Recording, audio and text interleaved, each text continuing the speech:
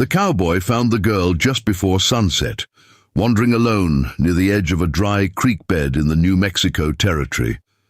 The sky burned orange and crimson behind distant mesas, and the wind carried dust across the empty land. She looked painfully small against that endless horizon. Her dress was torn along the hem, and one sleeve hung loosely from her shoulder.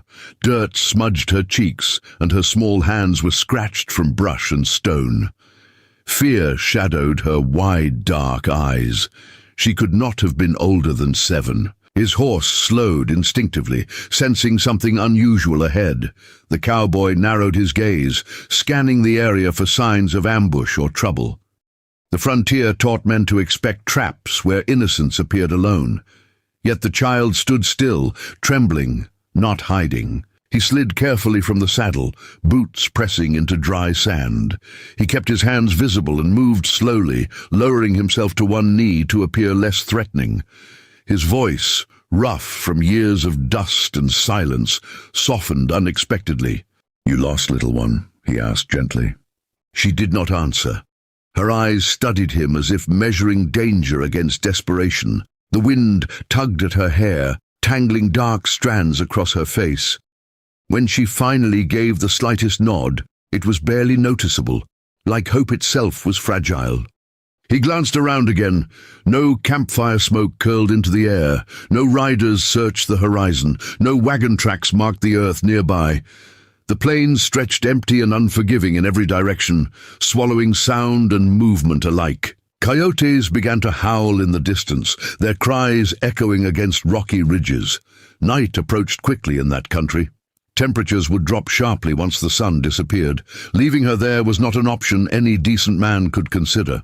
"All right," he said quietly, mostly to himself. "You're coming with me?"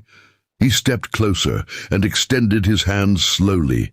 She hesitated only a second before placing her small fingers into his calloused palm. Her touch felt cold, despite the lingering heat of the day. He lifted her gently onto his saddle, settling her in front of him. She trembled at first, stiff as a startled fawn, but she did not resist. He wrapped one arm securely around her while guiding the horse back toward his distant ranch. The ride was slow and careful. He avoided rocky paths and steep slopes, mindful of her fragile frame. She did not speak, yet he felt her gradually lean back against him, exhaustion overtaking fear as the rhythm of the horse soothed her. By the time they reached his small ranch cabin, stars had already begun to pierce the darkening sky. The structure was simple. Wooden walls, a slanted roof, and a narrow porch facing west. It was built for solitude, not family. He dismounted and carried her inside. The cabin smelled faintly of cedar smoke and leather. A single lantern cast warm golden light across rough-hewn furniture and neatly stacked firewood near the hearth. He poured water into a tin cup and handed it to her first. She drank quickly but carefully, as if unsure whether more would follow. Then he placed bread and dried meat on a plate, watching to ensure she ate slowly. From a wooden chest near his bed, he pulled out the spare blanket he usually saved for winter storms. He wrapped it around her shoulders, tucking it securely. She watched him with cautious curiosity, as though kindness confused her. "You can sleep there," he said, gesturing toward a small cot near the fireplace. "You're safe here." The word safe felt strange on his tongue. He had not used it for himself in years. That first night, she slept lightly, stirring at every unfamiliar creak of wood. He remained awake longer than usual, listening to her breathing and the soft crackle of the dying fire. Morning brought pale sunlight through the cabin window. She sat quietly at the small table while he prepared simple porridge. When he placed a bowl in front of her, she offered the faintest nod of thanks. Over the next few days, he searched the surrounding land for signs of a traveling group or broken wagon tracks. He rode miles in every direction, asking at distant trading posts if anyone had lost a child. No one claimed her. Each evening, he returned to find her waiting near the porch steps, eyes scanning the horizon just as he had done. The unspoken question lingered between them both. Would someone come? She spoke little English, but understood gestures and tone. He learned quickly that patience worked better than pressure. When she finally whispered her name, a pony, he repeated it carefully, honoring its sound. "A pony," he said again more confidently.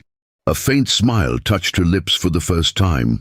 He showed her how to gather eggs from the small chicken coop without startling the hens. She followed him through the vegetable patch, watching closely as he watered each row. Slowly, routine replaced fear. Sometimes he caught her staring westward toward distant hills. He wondered what memories lay there, family, laughter, songs in a language he did not know. He understood loss well enough not to ask too soon. Days turned into a week. Still, no riders appeared at his fence. No smoke signals marked the sky. The frontier had a way of swallowing people without explanation. At night, he found himself sitting on the porch longer than usual, rifle resting across his knees. Not from fear of attack, but from a new sense of responsibility he had never planned to carry. He told himself it was temporary. "You'll stay until your family is found," he reminded her gently one evening. She nodded, though uncertainty clouded her eyes. Deep down, he feared no one was searching. He had seen too many tragedies carved quietly into desert stone. He knew how easily the world forgot. Yet somewhere beyond the hills, beyond the ridges painted purple at dusk, a mother was refusing to forget. And though he did not know it yet, the decision he made at sunset beside that dry creek bed would soon change far more than his lonely ranch. Nearly 2 weeks passed before the stillness around the ranch finally broke. One early morning, as pale sunlight stretched across the fields, the cowboy noticed dust rising along the northern ridge. Riders were approaching, their silhouettes sharp against the golden horizon. He stepped onto the porch, instinctively alert. His hand rested near his holster, not in threat but in caution. A pony stood behind him, peeking from the doorway. The riders slowed as they neared the fence, their expressions serious yet controlled. At their center rode a woman whose presence commanded attention. She carried herself with quiet strength, her dark hair braided neatly, her posture proud despite visible exhaustion. Even from a distance, the resemblance between her and a pony was undeniable. The moment the riders stopped, a pony gasped. Without waiting for permission, she ran forward across the yard, blankets slipping from her shoulders. "Mother!" she cried, her voice trembling with relief and disbelief. The woman dismounted before her horse fully halted. She dropped to her knees and gathered a pony tightly into her arms. Neither spoke at first. Their reunion needed no translation. Tears traced clean lines through dust on both their faces. The cowboy stepped closer, but kept respectful distance. He understood that this moment did not belong to him. The other riders watched quietly, their guarded expressions softening as they saw the child safe and unharmed. Finally, the woman rose, keeping one protective arm around her daughter. She faced the cowboy directly. Her eyes were strong, intelligent, and filled with gratitude rather than suspicion. "You protected my child," she said in steady English. "Many would not have." He removed his hat respectfully. "I only did what anyone should," he replied. "No child should face the plains alone." She explained that raiders had scattered their traveling group weeks earlier. In the chaos, a pony had been separated. The mother had searched without rest, refusing to believe her daughter was gone. The cowboy felt the weight of those sleepless nights in her voice.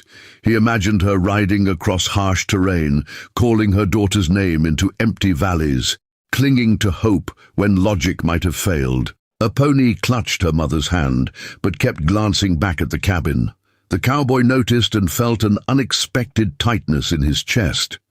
In a short time, the child had filled spaces in his home he never realized were empty. The widow followed her daughter's gaze. "You were kind to her," she observed softly. "She smiles again." He nodded slightly. She brought light to the place. Silence settled, not uncomfortable but meaningful. The riders prepared to depart, adjusting saddles and checking supplies. The reunion was complete, yet something unspoken lingered between the cowboy and the widow. "If ever you need allies beyond your fences," she said firmly, "our tribe will remember your honor." He inclined his head. "You'll always find welcome here." As they rode away, a pony turned in her saddle and waved enthusiastically. He lifted his hand in return, watching until dust swallowed their figures. The ranch felt quieter afterward, yet not as lonely as before. He had opened his door to a lost child.